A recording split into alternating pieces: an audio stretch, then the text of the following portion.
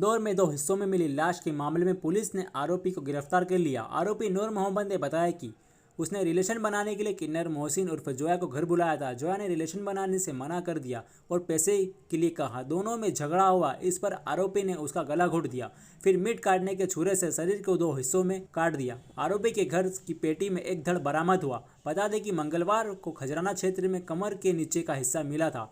इसी के बाद पुलिस मामले की छानबीन कर रही थी। एसपी जयंत सिंह राठौर ने बताया कि किन्नर मोहसिन उर्फ जोया रविवार से लापता था। उसके परिवार ने खजराना थाना क्षेत्र में गुमशुदगी की रिपोर्ट दर्ज कराई थी। पुलिस ने आरोपी नूर मोहम्मद को गिरफ्तार कर उसके पास से जोया के शरीर का हिस्सा बरामद किया। आरोपी ने रिलेशन बनाने से इनकार करने पर जोया को मौत के घाट उतार दिया। मंगलवार सुबह स्टार चौराहे के पास शहीद पेट्रोल पंप के पास पुलिस को एक शव मिला होने की सूचना मिली। पुलिस अधिकारी मौके पर पहुंचे तो शव का कमर के नीचे का हिस्सा बोरी में बंद था।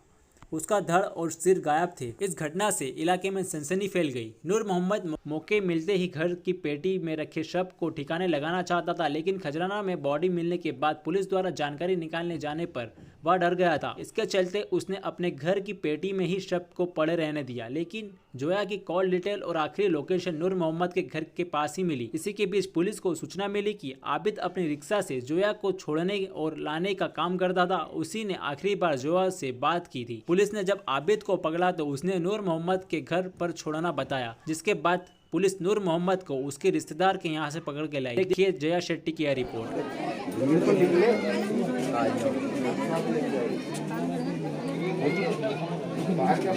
चलो ऊपर जाना, ऊपर पकड़ना है। ऊपर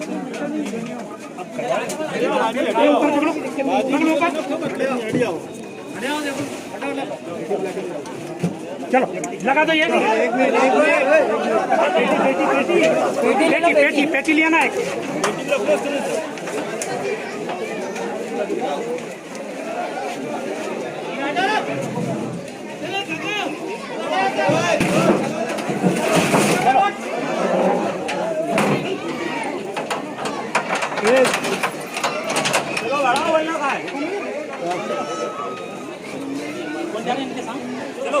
चलो स्टार्ट करो। लूटिंग पे कौन है? अपने वाले सब एमआई को तो सब एमआई को तो फटाफट चलो गाड़ियों में निकालो अपने फटाफट।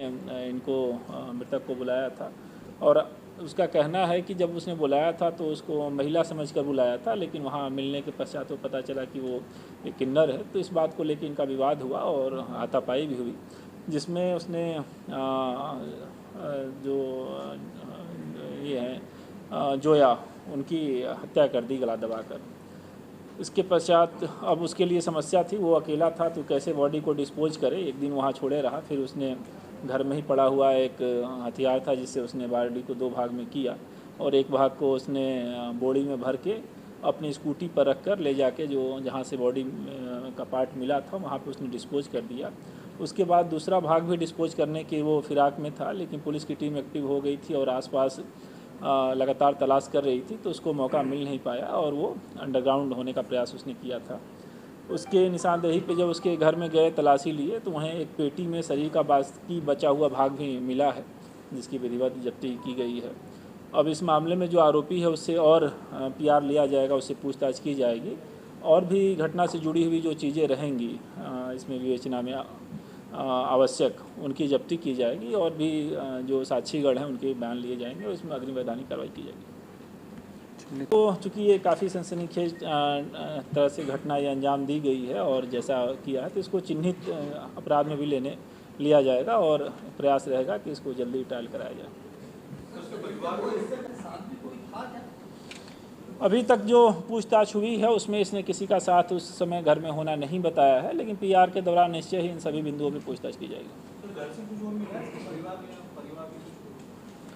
घर से शरीर का भाग पेटी में बचा हुआ मिला है और बाकी जो मृतक है उनके शरीर के कपड़े इत्यादि जो बचे हुए वो मिले हैं। वो हथियार भी वहाँ लोकेट हो रहा है जिससे काटा गया।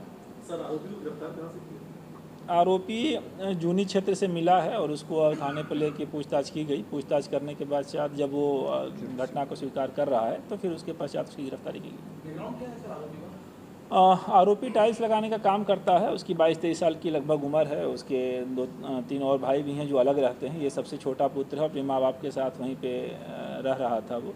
और शादीशुदा भी है। इसकी पत्नी अभी मायके में थी और मकान पर ही अकेले ही उस समय था।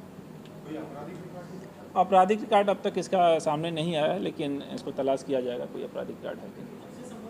बता रहा है कि नेट पे इसको नंबर मिला था जिसके माध्यम से इसकी चैटिंग हो रही थी और उसके पश्चात इसने मिलने के लिए बुलाया था। और घर में उपयोग होने वाला धारदार चीज़ था, वो कोई